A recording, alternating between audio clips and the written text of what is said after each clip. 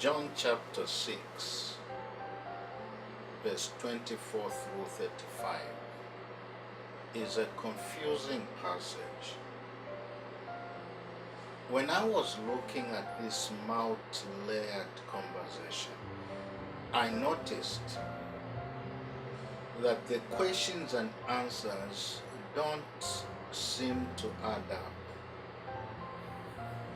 That's when I realized that if I were to understand this passage, I needed to look at this whole bread discussion. What's happening in this passage is strange. The crowd is seeking after Jesus, and they find him. It struck me that John in his gospel uses this seek and find theme all through the gospel. In this particular passage, the crowd found Jesus. They asked to know some things, and Jesus then gives them a different kind of information in an attempt to correct the crowd's fault understanding. Look at verse 25 through 27. The crowd wanted to know when and how Jesus and his disciples got around the lake. But then Jesus gives this complex and very difficult answer. In fact, Jesus accuses the crowd that all they wanted was to eat, and shifts the whole conversation to working for food that lasts for life. Then in verse 28 and 29, the crowd wants to know what kind of work they should be doing in order to please God, so that they can have the food that lasts and endures. The crowd wanted to work. They wanted to have the right to earn this food instead of receiving it as a gift. But Jesus again shifts the conversation to believing.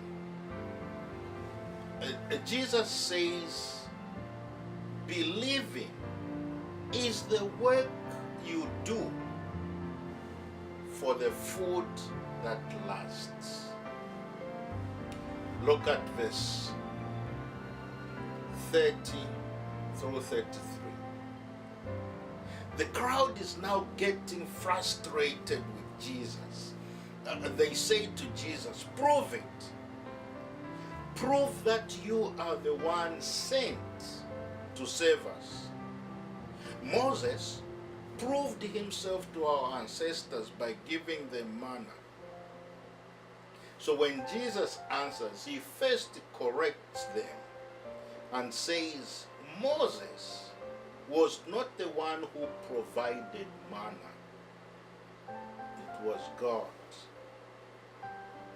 Notice that the crowd is fixed into the past, and Jesus wants to move them from the past into the present and into the future.